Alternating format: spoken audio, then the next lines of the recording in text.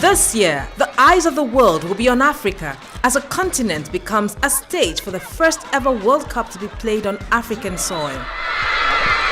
FIFA has teamed up with one goal to ensure that education for all is a lasting legacy of the World Cup in 2010. In 2000, world leaders made an international commitment to the United Nations Millennium Development Goal to ensure that by 2015, children everywhere, boys and girls alike, will be able to complete a full course of primary schooling. Good progress has been made since the MDGs were agreed a decade ago. Over 40 million more children are now in primary school in Africa. But there are still 72 million children out of school all over the world. Nearly half of these are in sub-Saharan Africa. Nigeria alone accounts for 10% of the global total. The majority of these children are girls living in the poorest northern states. Ina son makarantar da ilimin. Aisha Yahaya is 11 years old. She lives in Jigawa, northern Nigeria, where only a quarter of girls attend school. But her father, Rayoluna Shafiv, is determined his daughter should get an education. Ina buƙatar ta ilimi daidai gwargwadon fahimtarta.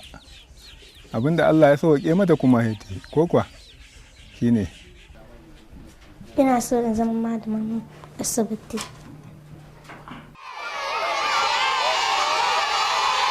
In Nigeria, UK Aid from the Department for International Development is helping to tackle the education crisis by supporting the country through the Education Sector Support Program. The program works with government, civil society, teachers and schools to improve basic education in 6 Nigerian states. Years of neglect have left Nigeria with poor quality public education. Technically, I could say we didn't have schools. Standard schools that you can call a school by world standard we didn't have. There are many challenges to overcome. Schools like Gobirawa Primary in Kano State lack basic infrastructure and even water. One of the most challenges I have is lack of potable water. Lack of potable water. You see, that is our borehole, but there is no water. With over 12,000 children in one school, class sizes are often too big and there are not enough textbooks or teaching materials for the children. In many schools, teachers are poorly trained and teaching standards can be very low. In one state, 23,000 teachers wrote an exam aimed at 10-year-olds.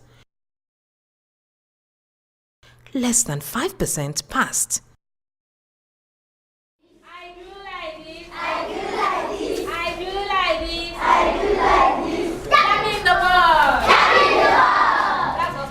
With the help of UK Aid, things are slowly changing. Teachers are being trained. New classes are being built to reduce class sizes to 60 per class. In Jigawa, over 400 schools have been repaired. And over the last year, primary school enrollment in the state has surged by 7%, and now over 40% of pupils are girls. In the 6 states, work is underway to improve the quality of teaching and learning in schools.